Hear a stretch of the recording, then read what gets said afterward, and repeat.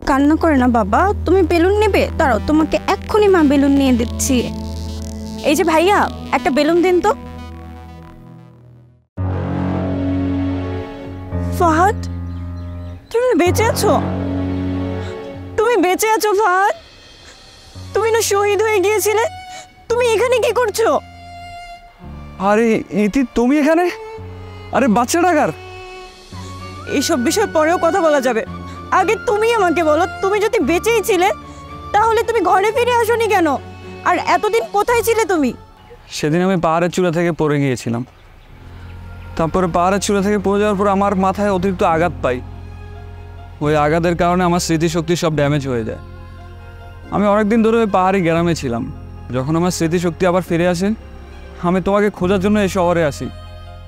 তোমাকে আমি আর আগের জায়গায় পাই নাই, সেজন্য আমি ওইখান থেকে চলে গিয়ে এখন এখানে এসে কাজ করছি। তোমার এই খবর শোনার পর আমি অনেক ভেঙে পড়েছিলাম, আমি অনেক অসহায় হয়ে পড়েছিলাম। তখন তখন আমাদের বাড়িওয়ালা আমার কাছে আসে। তার মানে এই বাচ্চাটা বাড়িওয়ালার? কি আজে বাজে কথা বলছো তুমি? আমি বুঝেছি তুমি পরিস্থিতির শিকার হয়ে এই কাজটা করেছো।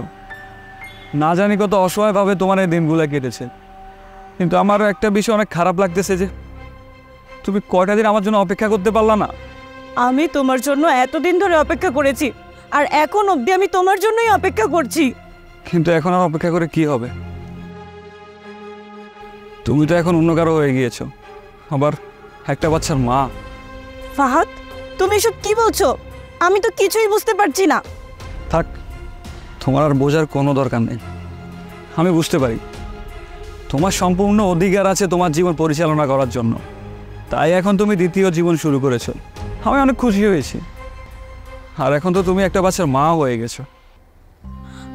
তুমি আমার কথাটা তো একবার শুনবে। আমার কথা না শুনে তুমি আমাকে আজে বাজে কথা বলেই যাচ্ছ। এই সন্তানটা অন্য কারো না, এই সন্তানটা তোমার।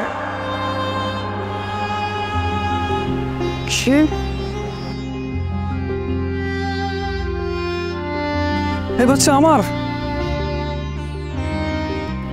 তার মানে এই বাচ্চা ওই বাড়িওয়ালার না? তুমি আবারও বাজে কথা বলে যাচ্ছ। আরে ওই পুরোটাকে আমি কেন বিয়ে করতে যাব?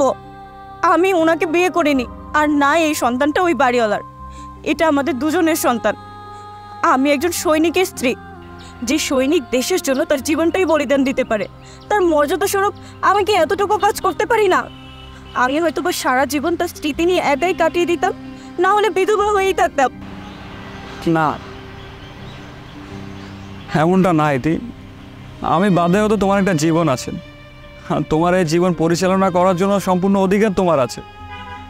তবে একটা কথা কি জানো ইতি, আজকে যদি তোমাকে আমি না পেতাম না, তাহলে বাকিটা জীবন তোমাকে ভেবে আমি কাটিয়ে দিতাম। I love you, Fahad. I love you too.